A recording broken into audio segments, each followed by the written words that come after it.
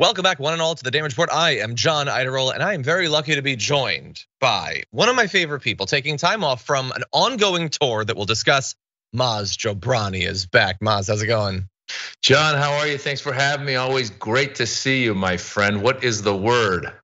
I have a lot of words. Some of them I'm not allowed to say on TV. All right. When I think about politics. Yeah. But very glad to have you here to touch base, see what's going on with American politics. As I said, you've been touring recently. How's that been going? Touring's been great. People are coming out for comedy. I was in Chicago where it was snowy. I'm not used to it. I live in LA. And then when it snows, I'm always like, where's the mountains? I want to go skiing. And they don't really have a mountain nearby. So it was a lot of cold walks from the hotel to the coffee shop, back to the hotel, and then the comedy club. That sounds fun. Just out of curiosity, so scale of 1 to 10, or I don't know how this scale will work.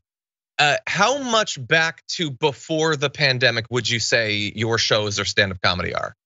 It's pretty back to I'm gonna go with like an 8.5 to a 9, simply because even last year when we were touring, there were times when there was surging of the coronavirus. So all of a sudden you'd have a sold out show, and then only 80% would show up because 20% either feared coming or they were sick. Now you get a handful that aren't showing up because they got sick. You've got a handful with masks on, but for the most part, people are out having a good time. I think people want comedy given how crazy this world is right now. My daughter said along the way, she said, my daughter's only 12. She goes, I thought the summer of 2016 was my favorite summer, but I've heard other people say it, and that she might have even referred to a song. And I said, I wonder what was going on summer of 2016. I go, I think that's the last summer Obama was president. And I go, I think as soon as Trump became president, he really just shook up this country and the world to a point where it just went on steroids. And so people, as you know, have gotten crazier and crazier. So that's why when you go to a comedy club, the beauty of comedy shows, comedy club, comedy theater, whatever it is that we get to point some of this stuff out. And so whether you have the crazy cousin who thinks that they were going to put a chip in him with the vaccine, COVID or whatever that is, we either talk about that and laugh about it. And I think people are ready and willing and wanting to. So it's pretty back to normal.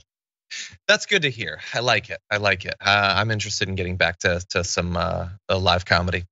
Well, very glad to have you here, especially because we have a lot to talk about. Not only are we going to be giving an update on the current state of the protests in Iran and some of what the regime has been up to. We have some breaking news concerning Representative Ilhan Omar.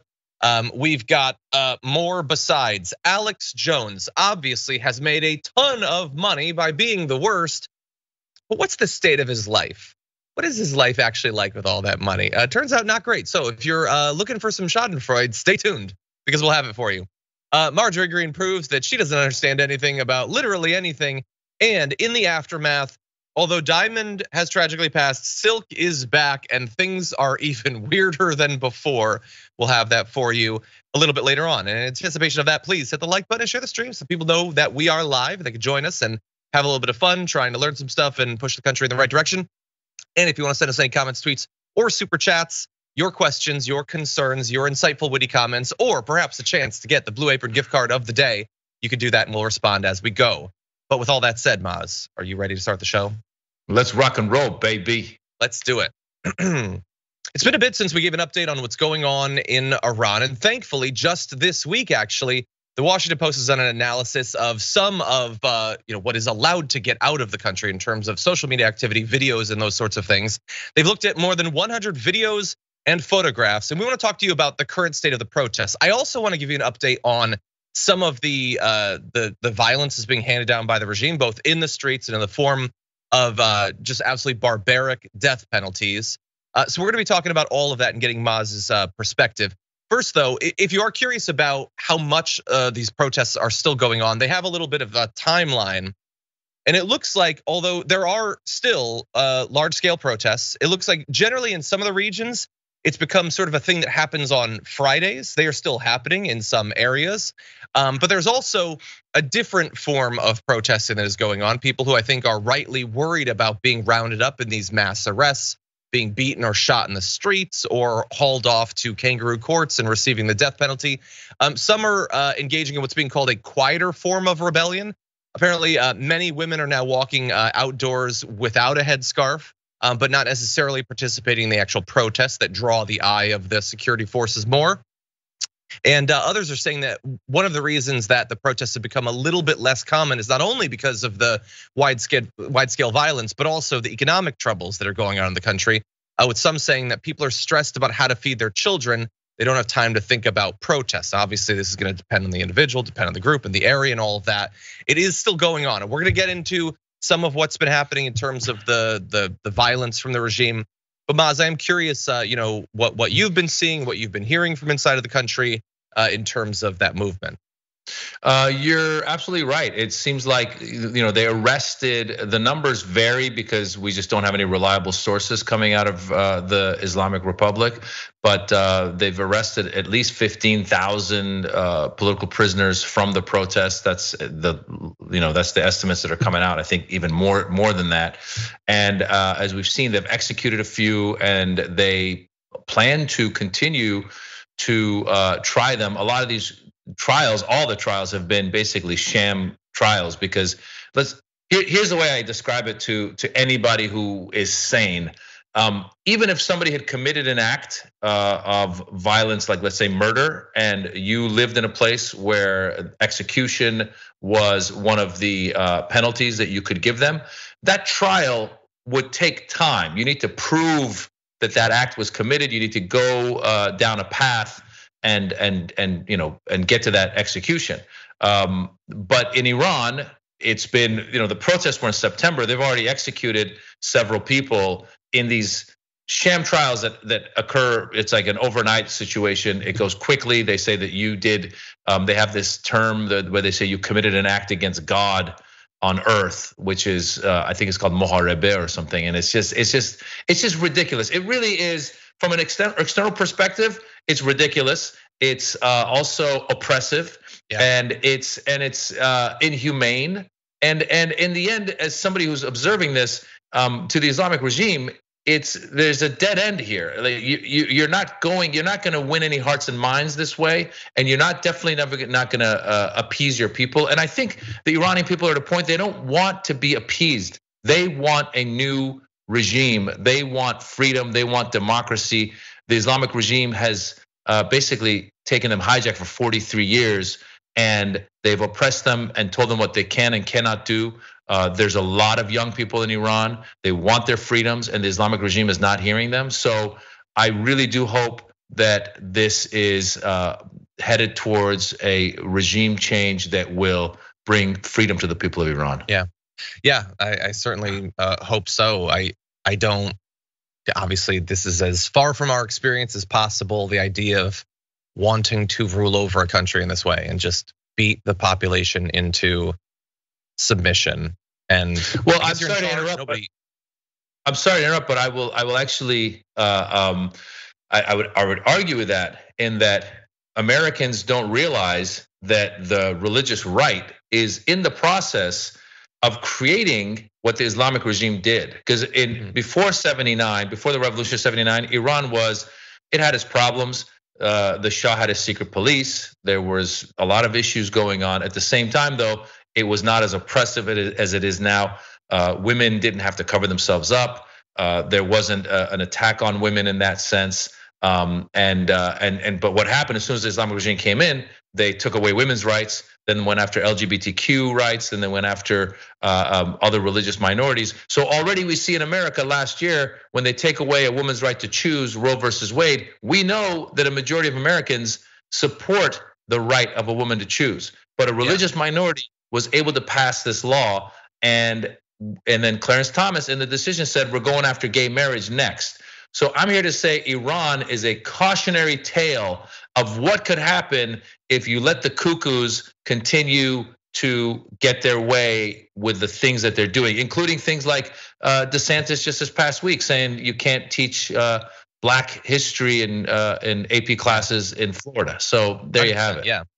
Yeah, you're 100% right. Just to clarify, I don't mean that there's no parallels. I just mean that me as a person, I cannot conceive of wanting to be a member of a regime like that, knowing the effect that you're having on all these people who are supposed to be your countrymen and women. Like, I don't understand it when it's politicians here. I I guess nice houses are nice. It's nice to have a Bentley or something, but when the only effect you have on the world is evil, I don't understand it. But that's what we're seeing being acted out. And there are still people, like I said, protesting every day. It's incredibly brave considering what's already been done. This is not hypothetical. I mean, even in the beginning of this particular wave of protests, it was a hypothetical. We'd seen state violence against protests in Iran many times before, but now you see the mass arrests, you see the summer executions, and people are still going out, and that's incredibly brave.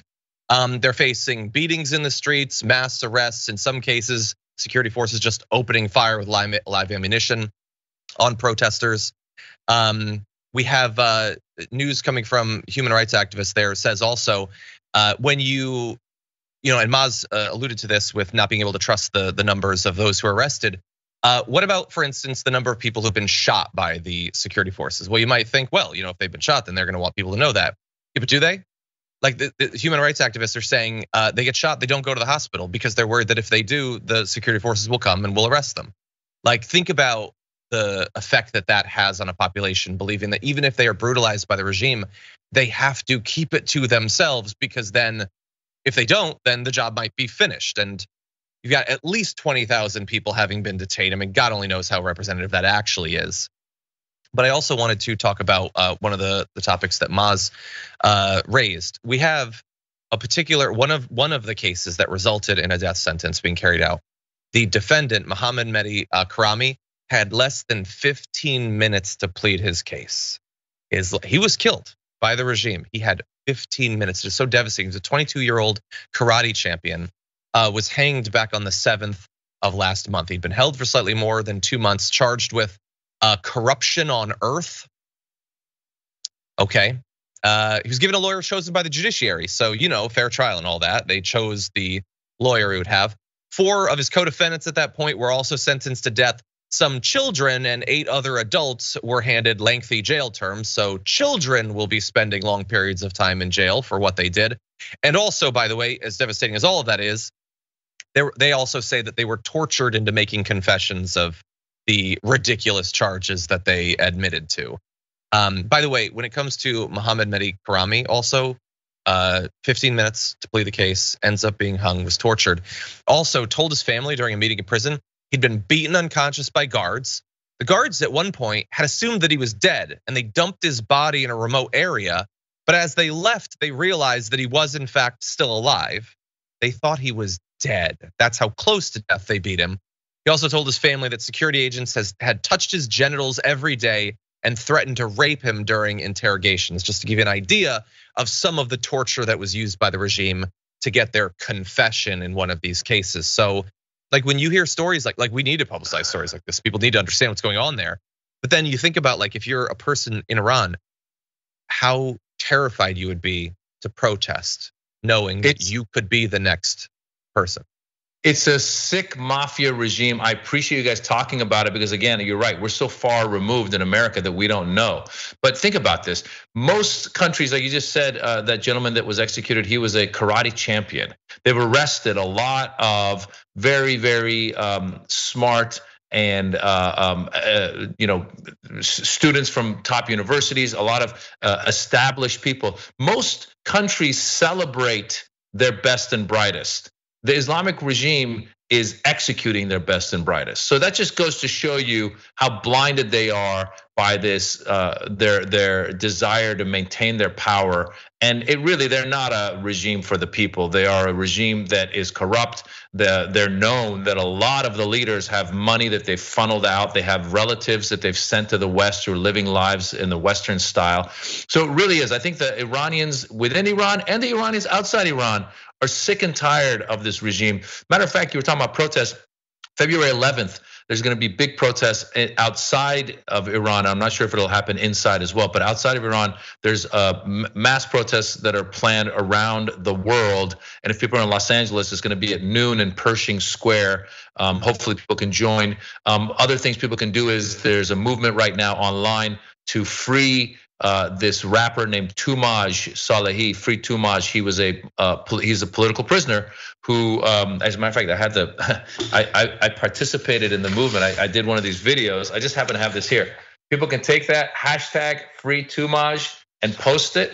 That's one of the movements. And the other movement is stop executions in Iran. Hashtag stop executions in Iran. Just take a picture with the hashtag, post it. We're trying to get more and more people to be aware of these things so that maybe governments from the outside can put more and more pressure on Iran. Somebody had pointed out, they said if there were a way to put some sort of a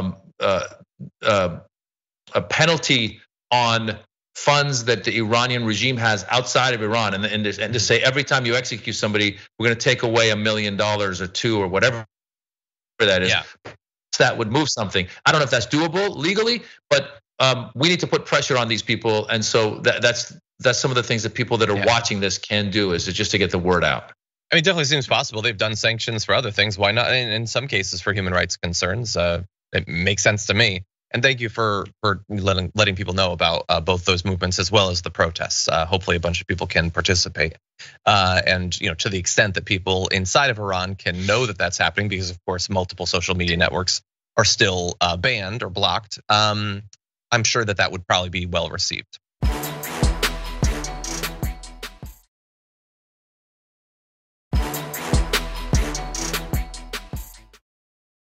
I want to turn to another. This is just so devastating. Again, like there have been so many of these cases along the way. Let's go to this second video that we have. What you're seeing in this video is two Iranians, young couple, dancing in a video that they uploaded to social media. They were apparently they're engaged and they're just having a lovely night, dancing, and they wanted to share the love that they feel with their followers. And apparently they have a lot of followers, a couple million followers actually on social media, especially on Instagram. That video was all that it took for the Iranian regime to sentence each of them to 10 years in prison for the dancing that they did. They were convicted of promoting corruption and prostitution, colluding against national security, and propaganda against the establishment. And I was looking at this, and we're told that dancing is not illegal according to Iran's penal code, but women dancing in public, particularly with men, is. And I don't want to get into a big a terminology thing or whatever, but that's what illegal means when you can't do it in public. And so it looks like it's illegal. So the couple in no way implied that their dancing had anything to do with the protests that were ongoing at the same time. It would be insane to convict them of anything, even if they had done that. And that is clearly what Iran is trying to make you think, is that this is in some way connected to those protests. There's no sign of that. 10 years, 6 months each in prison for a less than 20-second clip of them dancing together, Maz. It's just insane. It really is. It goes back to what I was saying. It's an attempt to control women. It's what we see in Afghanistan when they say women are no longer allowed to go to school again. As Westerners, as Americans, we should all be appalled. We should all be supporting these people in Iran any way we can, because it is. If you're someone who sees the value in women's rights, because women's rights is human rights. Because if you turn a blind eye to it and say, well, whatever, that's the culture, let them do what they want to do. Well, they're coming after you next, buddy. Wait till you put out a video that they don't like. They're coming after you. And on the regime side, it really is blindsided, because it really is blind, I should say, because no matter what they do, the numbers are against them. There's a majority of youth in Iran. That youth in Iran is sick of this regime. They want their freedoms. They want to be able to dance in public without being arrested for it. And so whether it's this year or in 5 years or in 10 years, the end has to come, because you will be outnumbered and there's nothing you can do, no matter how much of the military, the police they have. It's just the end is coming. So it's heartbreaking for these young people. As someone who's got kids, I can't even imagine. And then you see, like you said, these two are arrested for dancing in the streets. There was a young girl named Neda Shakarami, 16 years old. She went to a protest, they shot her. Another young man named Kian Pir Falak, he was in a car going past some protests, they shot him. And they are they're unapologetic. That's how this all started out. This started out by killing Mahsa Amini and then not admitting to the fact that they killed her, a young 22-year-old woman from the Kurdish region of Iran whose hair was out of her hijab just a little bit. You would think that they could have gone up to her and said, hey, could you just cover that up? If that really is your laws, which by the way, are crazy in itself. But there was other ways to solve it. And even if they went to the extent of having killed her, then admit it and punish those who did the crime.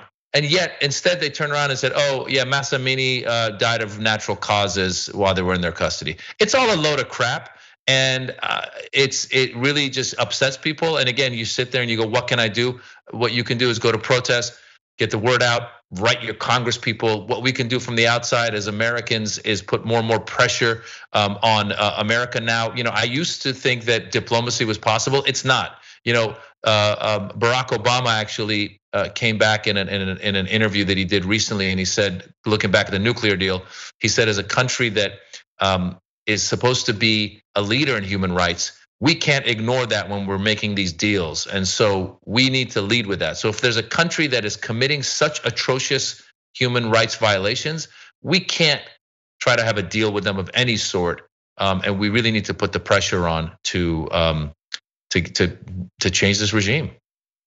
Yeah, they desperately need help, and this is not sustainable. It's just utter madness. That couple didn't even have lawyers, by the way. Yeah, of course no not. Chance whatsoever. Yeah, why would they? If they had a lawyer, right?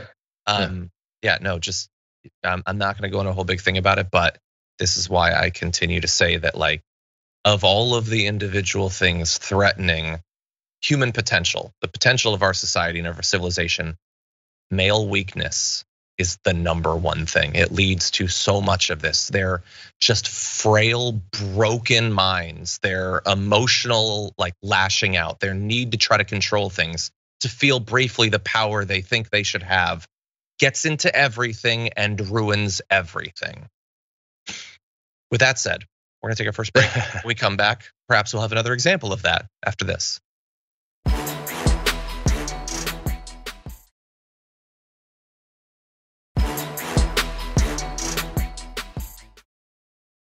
Okay, everybody, let's jump into other news. Well, the Republicans got what they wanted as of just this morning, and this is relatively breaking news. Representative Ilhan Omar has been kicked off of the House Foreign Affairs Committee for, well, they would say a whole bunch of BS reasons. No, she's a Muslim, she's a woman of color. Those are your reasons. She is notable and progressive, and thus they hate her. And because the Democrats were almost forced to take people like Paul Gosar and Marjorie Greene off of their committees, the clock was ticking for the revenge. And so Ilhan Omar has been kicked off. There had been some Republicans, including Nancy Mace and Victoria Spartz, who had said they weren't gonna do it. Actually, Nancy Mace, I think just yesterday, said, there is nothing that Kevin McCarthy can say to me that will get me to vote for this, except for the thing that he apparently said to her because she voted for it. He came up with this BS thing about, okay, so we'll kick her off now, and then in the future, we're gonna have some sort of process where there will be guidelines. And all of these people who are like, no, this is absolute BS. You're not kicking her off because you don't like a tweet that she sent literally 4 years ago. Now said, oh, in the future, there will be a process. Okay, well then I guess I'm okay with it. And so all of those Republicans that we gave some preemptive credit to deserved literally none of it. One person, Republican Representative Dave Joyce, voted present. So that's what passes for bravery, I guess, on the right. All of the Democrats, thankfully, supported Representative Omar and voted her keep her on that. But no, she has been taken off of it. She gave a speech stressing, her origins as a migrant from Africa. Says there is an idea out there that I cannot have objective decision making because of who I am, where I come from, and my perspective. My leadership and voice will not be diminished if I am not on this committee for one term. And I already preemptively look forward to her being returned to that committee when something resembling sanity comes back to DC. Maz, what do you think about this? Well, the clown show has started. I think every session in Congress should start with that theme. Because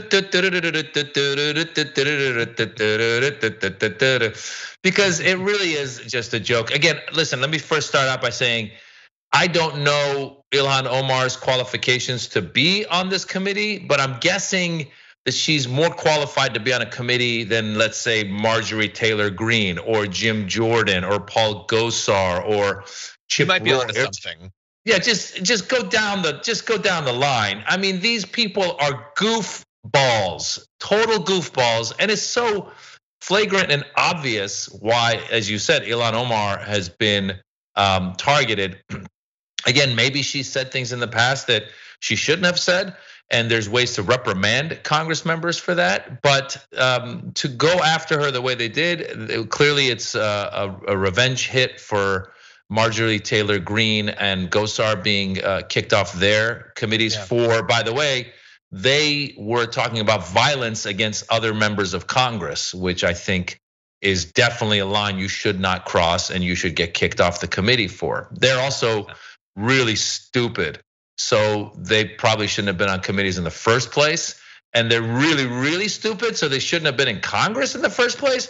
But now I'm starting to think you can be really stupid and be in Congress. I mean, if nothing else, this Republican class gives us hope.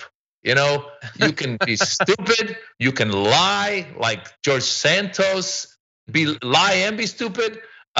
It's just ridiculous. And by the way, again, how short-sighted they are, because Kevin McCarthy too is not the smartest person out there. It's very short-sighted because now the Democrats can come back and say, "Oh, you guys said something we didn't like, so we're going to kick you off committees." I mean, this is why nothing ever gets done in Congress, because now it's become this crazy, like it's closer to the World Wrestling Federation than a body of politics that's supposed to move us forward. Yeah.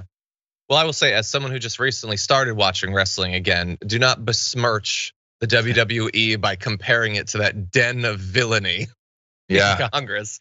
Yeah. Yes. By the way, I see Diana Vaccarelli sent us a super chat. Thank you, Diana, saying AOC had a powerful speech on the floor today. I recommend you watch. We will, and we'll almost certainly talk about it because she spoke out in defense of Representative Omar. This is just an Islamophobic racist attack against a prominent woman of color. That's all it is. It is something that they are giving to their white conservative audience and said, look, we have taken this person out. You hate them. You want them to be ejected from the country, perhaps killed. We can't get that yet. But what we can do is we can take her off the committee. And so that's what they've done. It is just an insane partisan act of revenge. That's it.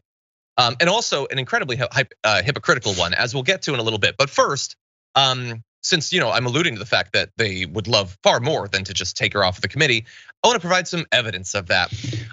Just in advance of being taken off of the House Foreign Affairs Committee, earlier today, Representative Ilhan Omar shared just one of the most recent vile death threats that had been launched against her. Listen to this.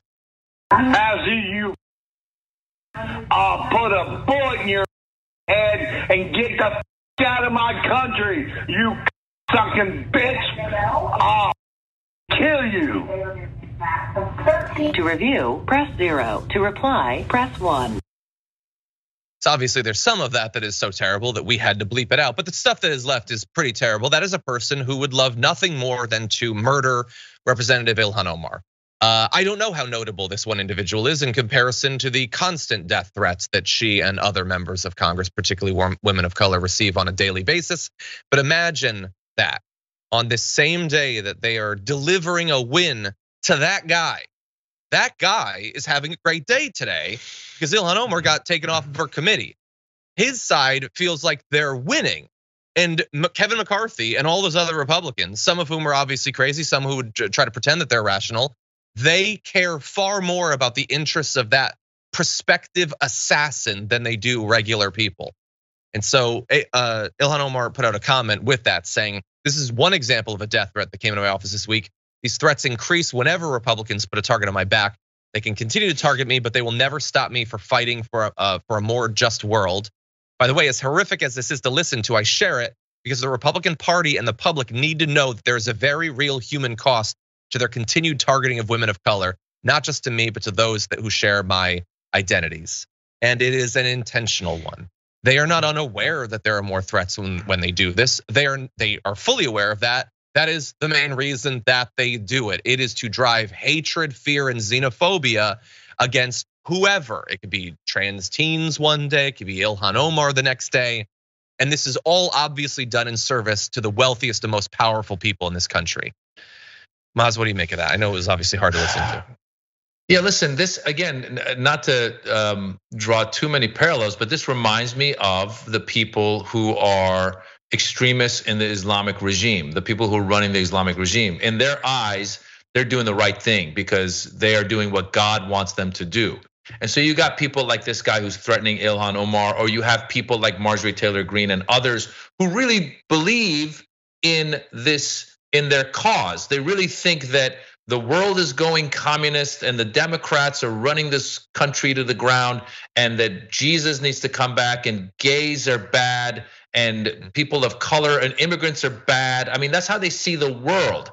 And so you can't have a rational conversation with these members of Congress who see the world like that. And the hope is, you go, how do we fix this? I mean, the hope really would have been if they weren't gerrymandering or other ways to get some of these really far extremist members into Congress, and you had rational people in Congress, then you could have a conversation. And that conversation would be, listen, you and I can disagree on certain policies, but we need to both agree that we need to defend each other's safety, that there's a line that we draw, that we go, no, this is violence, you can't be doing this. And guys like McCarthy and Marjorie Taylor Greene and Gosar, everybody else who had it out for Ilhan Omar, will just turn a blind eye to threats like this, and they'll say, oh, well, there's nothing we can do here. So that's how January 6th happens. They didn't turn around. Every member of Congress after January 6th should have said, this was wrong, Trump is a criminal, and we need to weed this out of our party. They did not do that. So similarly, when threats like this are shown to the world, these people aren't rational. They are so power hungry, and they think that they're doing God's work. So they just turn a blind eye to crazy people like this. We've seen this in sports. If two teams oppose each other, but the fans of the home team starts saying or doing something to the opposing team, a lot of times the home team players would turn around and yell at their fans and say, this is not right. We are brothers or sisters in this activity and this sport, and we are sane, which is how the Congress should work. But it doesn't, and it's led by a bunch of cowards, and they're gonna turn a blind eye to this guy, and eventually something really bad is going to happen. It already has January 6th, but it's gonna happen again. Yeah, and bear in mind Paul Pelosi, the attack that a guy tried to murder Nancy Pelosi. That's what he went there to do. He almost murdered her husband, and they obviously haven't learned anything from that. They have no interest in learning anything from that. They are encouraging those same sorts of people.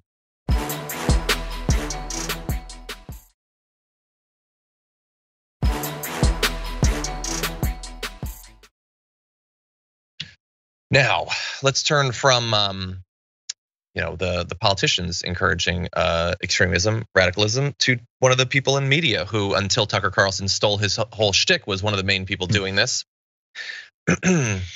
Alex Jones has gotten a lot of viewers and a lot of money by spreading absolutely insane conspiracy theories and pretending that mass shootings are fake, and sending his audience to hound those people who've lost relatives in these mass shootings across the country. He's been a truly terrible person, and he's used that, the ad revenue and selling people powdered gorilla bones and boner pills and stuff like that, to become incredibly wealthy. And from the outside looking in, it can be easy to be really angry about the fact that being so unrepentantly awful has been so lucrative to him. And it doesn't seem fair that that should work. And I still feel that. I think that's 100% true. But I also want to reassure you that simply because they've been able to profit so much from spreading hatred and fear and suspicion and racism and all that into the world, that doesn't mean that they're really benefiting that much. There are these text messages that came out as a result of the Sandy Hook lawsuit between Alex Jones and his father, his ex-wife, revealing that he really doesn't seem to have a good, happy life. And honestly, I couldn't wish a horrible existence on anyone else more than on Alex Jones. And so I want to read some of these for you so that you'll get an idea of what's going on in his head. Not too much of it, that could drive you insane as well. But he sent these text messages to his father saying about the lawsuit, saying it's no big deal. I get noticed via media, so I just need to start shutting down. I always get my legal news a few weeks late via news. I just need to love it. It is very scary to never, almost never, to learn about stuff from yourselves. If very disconcerting, and nothing can stop it. It seems it's like gravity, a black hole. Those are messages he sent to his dad.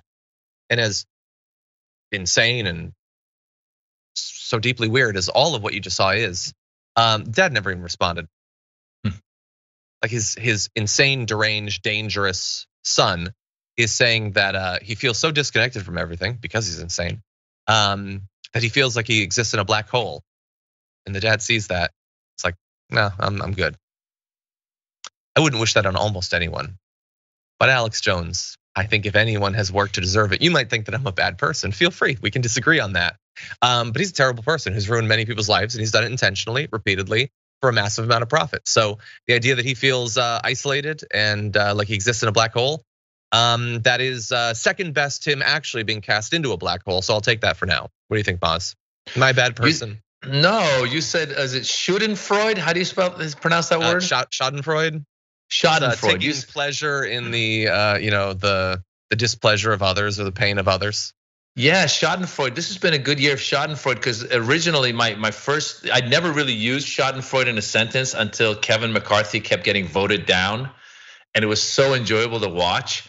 So that was my first dose of Schadenfreude. Now watching George Santos be hounded is giving me a lot of Schadenfreude, and now seeing these texts by Alex Jones is very Schadenfreudy. It's Schadenfreudish. Schadenfreudish. This guy is in a normal world. He clearly has drug and alcohol issues. I don't know what the drugs are. I don't know if it's Adderall. I don't know what it is. I don't know if it's Coke. I don't know exactly what it is. In the article, it talked about some of the people working with him said he was drinking from 10 a.m. on. Yep. A good person, not a good person, but a person, let's just say a person that leading down a healthy path would recognize this, and they would go to rehab and they would work on it and hopefully lead to a better and healthier future.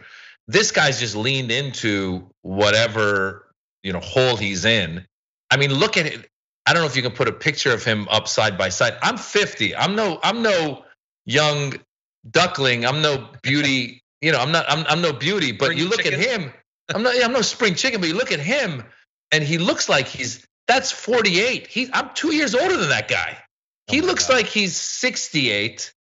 He's very unhealthy, and it's sad you're right. If it weren't for all of the horrible, horrific pain that he caused the families of Sandy Hook and others, then one would really shed a tear for this guy. But at this point, you're going, gosh, I can't shed a tear for you because you're such a horrible, horrible human being. Now, if he did a complete 180 and somehow started doing Habitat for Humanity or something and went clean, and it's not going to happen. But this just shows this again. Listen, the problem here is not Alex Jones as much as it is our society. Again, there are people that are willing to listen to this guy, and the crazier stuff he says, the more they lean into it, and they don't step. It's very cultish. They don't step back and go, this guy's out of his mind. But that's what's heartbreaking here in my mind with this guy is that there's people that you and I probably know that probably have started listening to guys like this, and so, gosh, it's funny to watch how he talks to himself in those texts. And by the way, the father, I've had people in my life who have had addiction issues, and one of the things they tell you is to don't engage when the person is under the influence. So that's probably what was going on with the dad. The dad was probably going, he's on a bender. I'm just going to let him talk to himself. Yeah. And we'll go from there. Maybe. Yeah. No, he could try to do the Jimmy Carter thing and go around doing good stuff. I kind of doubt he's going to do that. I think he's going to double down on being the absolute worst. I'm going to leave you with this. And by the way, you can see all these text messages online. There's some great stuff with his ex-wife or whatever, who, by the way, he apparently hired security services to track multiple times because he was so terrified that she was cheating on him. Again, my reference to male weakness. Bear in mind, while he was paying security services to track her to stop her from cheating on him, he was cheating on her. So fun, weird little hypocrisy there. And there's all these sources inside of InfoWars and the security staff that are just giving quotes like they think of him as a big baby. He's having rage fits and hissy fits about literally nothing. He's manic in every sense of the word. He, in his family, in his relationships, and amongst his employees, nobody likes him. Nobody has any respect for him. And again, I couldn't put it on anyone worse, more deserving, I should say. By the way, people are correcting the pronunciation. Yeah, I am technically aware that it's Schadenfreude. I'm not German. I don't speak the language, so I apologize for the pronunciation issues. I am German though. You gotta do it. Ready? You gotta do it. You got Schadenfreude. You gotta do the Schadenfreude. That's how they pronounce it. If I angered the Germans, I can only imagine what that's gonna do. But we're gonna see anyway. We got a lot more news to get to, everyone. So don't go anywhere. We'll be back after this.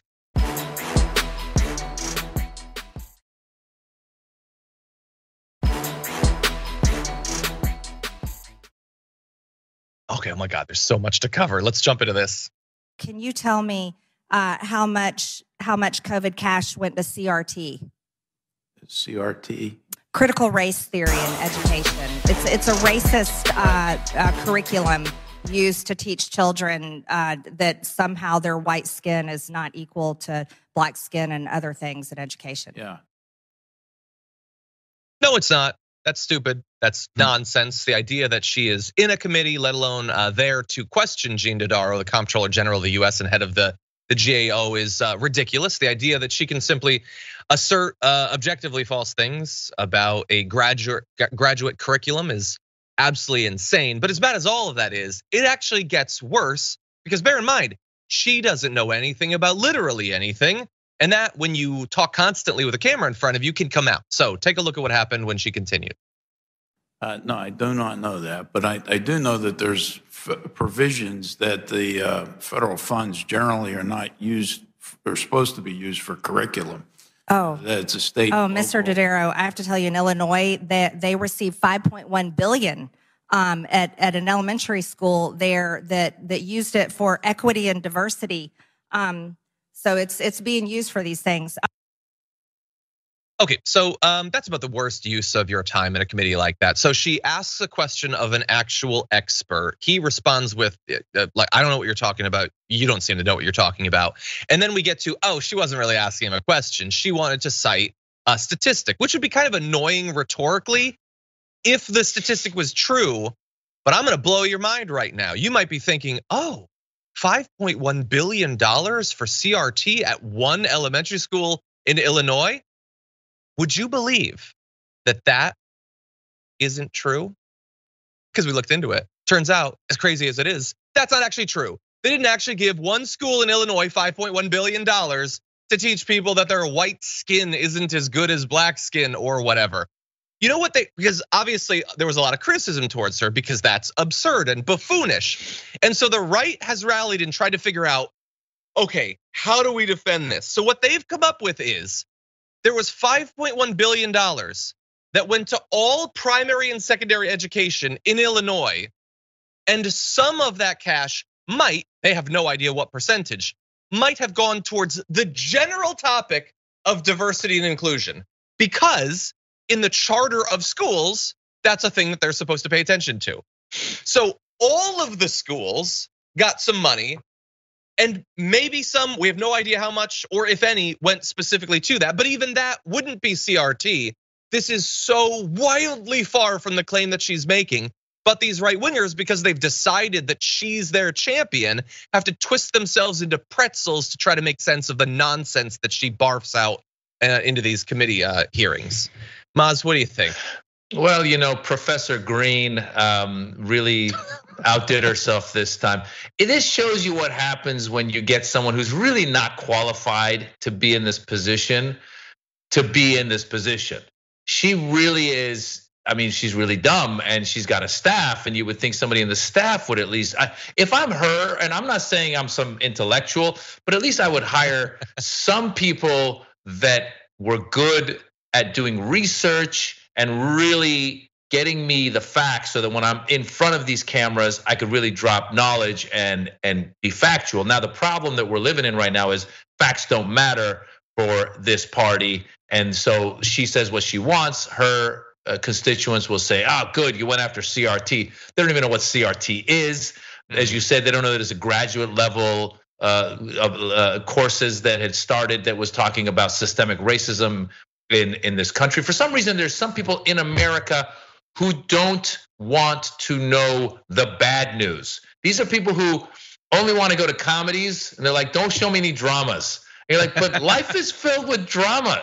And they go, no, I just want the comedies. And you go, comedy's great, but how about a little bit of drama? Because America has a bad history. And we need to know the history so we don't repeat that history. As an Iranian American, I used to always complain about how you don't learn in America. We don't learn a lot about America's involvement with other countries, like Iran, overthrowing a democratically elected leader in 1953, like in South America, like in other parts of the world, our involvement. We don't learn about that. But I never thought that we were gonna be so averse to learning about our own history within our own country, which is all of the horrible things that were done to people of color throughout our history. And we should know that. And that doesn't make white people bad. It just means let's know our history. And so you've got these people who've really gotten their constituents to think that they're fighting for them by going after CRT. And I'm surprised she even knew how to get those letters out. I hope next time she goes, have you heard of TLC? And he goes, what? The band from the 90s. Yeah. They were black and they were trying to spread propaganda. Don't go chasing waterfalls. What does that mean? That means white people go chasing waterfalls. That's some racist crap. I mean, that's just how crazy it is. If I were in Congress saying what I just said, there's people in her district who would say, that's right. Chasing waterfalls was racist against white people. So stupid. Maz, if you wanted to, you could get elected. You could just do a pivot and get elected, like obviously mocking these people to their face, but telling them the ridiculous things they want to hear. That would be funny. It could be part of like a long form comedy thing, a documentary. Anyway, yeah, absolute nonsense. She doesn't know what she's talking about. And the fact that she got $184,000, I think, in free money from that same pandemic fund that she's pretending to care about the waste in. She just got that money, was handed to her, and she didn't have to pay it back. And that's not even a lot for a Republican congressperson. A bunch of them did. This would seem hypocritical, but it's not even going to be mentioned in any of this. So if there was waste, they should find it. The waste was not CRT in an elementary school in Illinois. Anyway, with that said, we only have another minute and a half or so, I think. So I'm gonna respond to a few comments before we close out this episode. Thank you to everyone watching, sending in super chats, becoming members. Samantha became a tier 2 member, much appreciated. Spiderween, he's been with us for 14 months, says hi from the UK. Keep up the good work, thank you. Carmen Marie, member for 2 full years, says 2 years of awesome news and content. Love TYT and AEW is way better. That's very funny. Also, to those of you listening on a podcast, I love when you rate and review us on Apple Podcasts. Just bear in mind that sometimes we get messages like from Jai Saunders, who rated us at 1 star and says, by the way, Elon Musk is a hero. Only liars hate. Worst podcast ever. So if you'd like to balance that out with a 5-star review and maybe a message that isn't just a fawning declaration of everlasting love for the formerly richest man on the planet, then you can go to Apple Podcasts and rate us and review us. I know it takes a couple minutes or whatever, but it is actually really helpful in terms of making sure that people know about the podcast and all that. So thank you. Whether you're listening, whether you're watching, it is much appreciated.